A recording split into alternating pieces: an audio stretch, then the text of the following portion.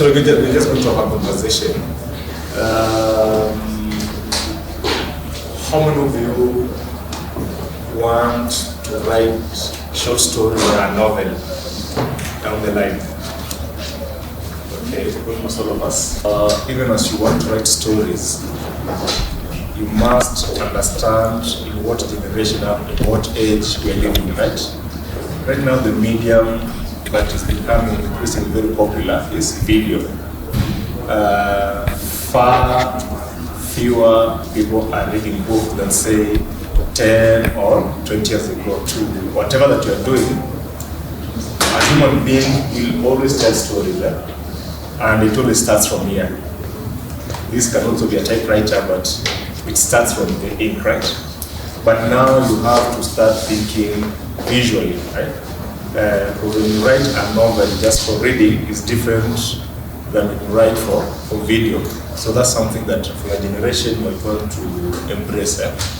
Doesn't hurt to think that way, because bottom line, in as much as we want to tell stories, we also want to make money from them. Very soon we are going to have responsibilities. You're going to become fathers, mothers. You're going to start paying your own rent, So you have to think how you can also make money from this. A short story is something that you can just read in one sitting and you're done with it. We're talking about less than 10,000 words. Beyond there, after 10,000 words can be a short story, but now it becomes a novella, and then from there going to a novel, and then on and on and on and on. So the thing with a short story is just a single narrative, where as a writer you decide, I'm going to have this number of characters, and you're going to have an event that takes place within a very short duration, so that it can be read in one sitting. So I'll take you through a few ingredients that make up a short story.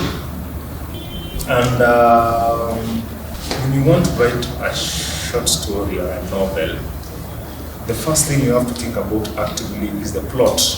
A plot is an artistic arrangement of events in a book. So if you're a short story writer, you are observing all these things. There's something called to be a fly on the wall. If you're a writer, you're constantly observing what's going on around you. So you know that Silas' girlfriend was snatched yesterday, and you don't tell this story. The story involves a party, it involves a man running with a girlfriend. So you have to think about all these events and see how you can arrange them in a way that that can be good, that can be tasteful. So that's what we call a plot, the artistic arrangements of events.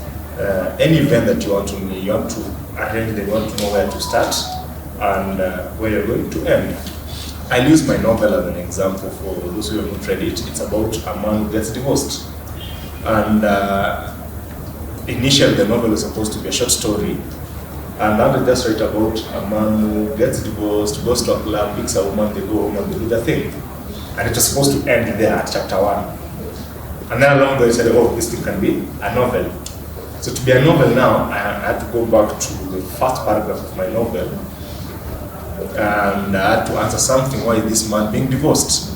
When you go to the second chapter now, I go to a flashback, how this man discovers about his divorce. So the second chapter ends, now we know why he has divorced. Now this man has to start his life, and now that he starts his life, he goes back to the village to trace his roots.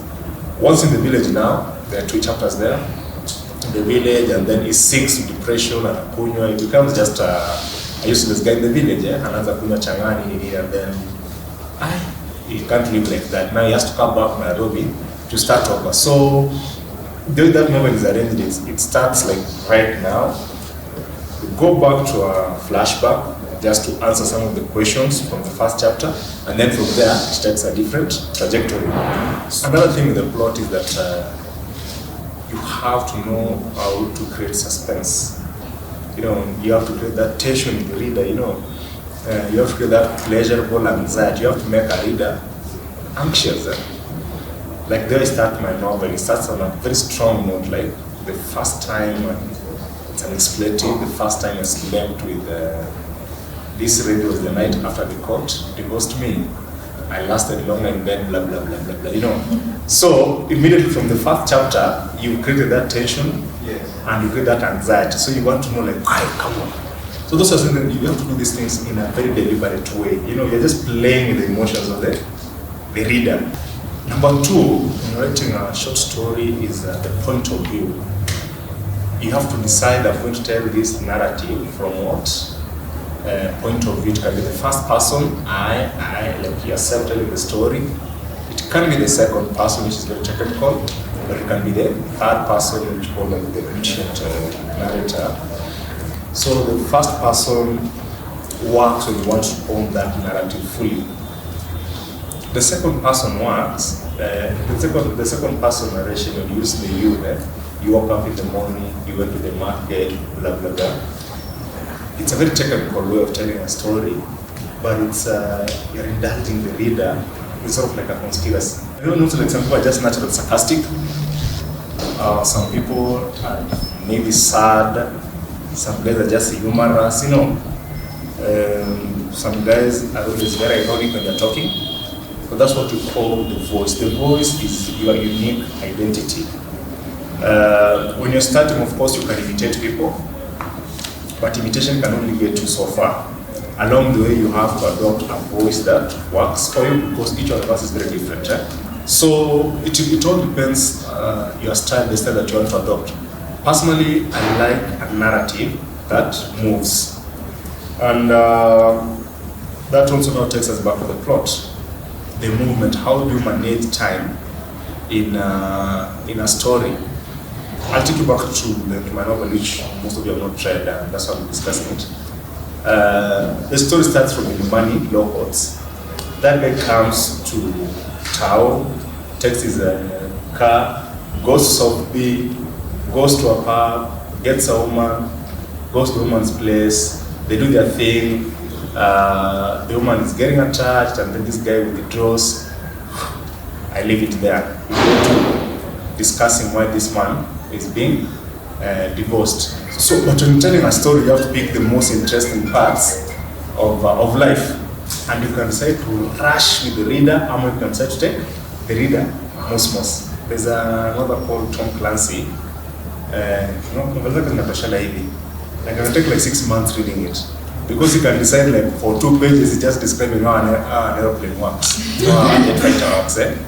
So of course I'm never interested in those parts, but you have to read through them to understand where it's coming from. And by reading them now, I'm able to understand how America plays its games, how America is fighting with Russia, you know, all those things. Next, we talk about characters. In a short story, strictly speaking, you have to make every character to count. Next, we go to the setting, time and the place of the story. Where does the story take place? And time can refer to 2 things: the time of the day, or the period, or the era that the story is taking place. So when you're telling a story, you have to think about those 2. If you want your novel or your short story to be historical, then you set it within a certain historical time frame. But if you're just talking about an event that took place in a day, then you have to decide of the story. And then as we move to the end, the tone and the style of the story, which I'll tie back to the thing I talk about voice. I can say something like, if God was fair, Kelly Rowland should be my wife. It's stupid, right? But you know, like you're just comparing something that you're talking something very serious and something very frivolous, So there's a place in that story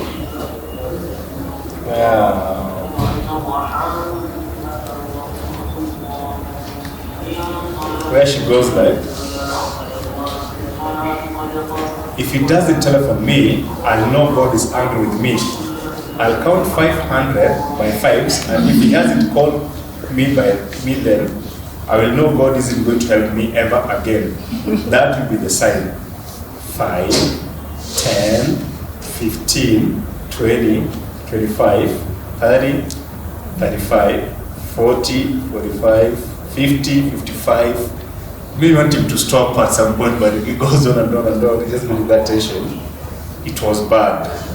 I knew it was bad. All right, God, send me to hell. It's like you're trying to regret God, send me to hell. You think you're threatening me with your hell, don't you? You think your hell is worse than mine? No, you can't threaten God, but it's humorous the way she's trying to. She's been building that tension on and on and on and on. So I prefer stories that have character. That's my personal preference.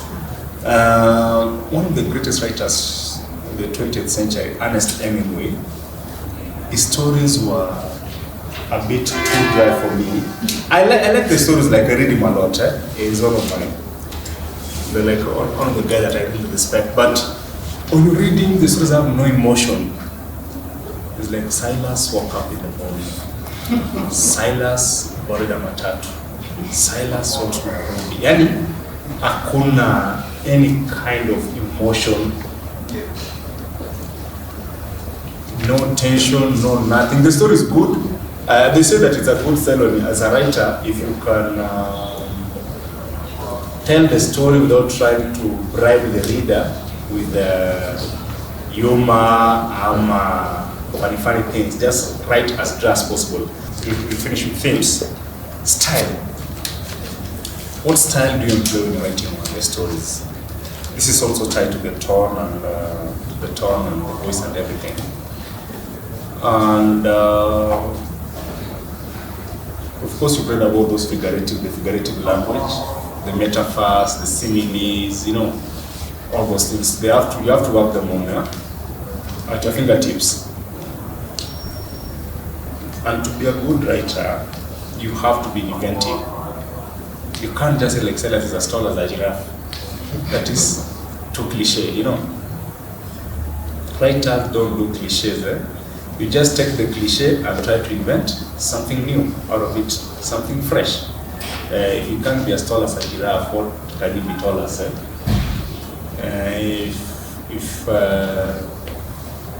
If she can't be as dark, maybe as charcoal, what can she be dark as? Like you have to constantly invent like those things. And the more you read, like the secret to even knowing how to write is reading more and more. So you have to write with style. Style has to do with the sentences that you use. You prefer short or long ones. You prefer a mix.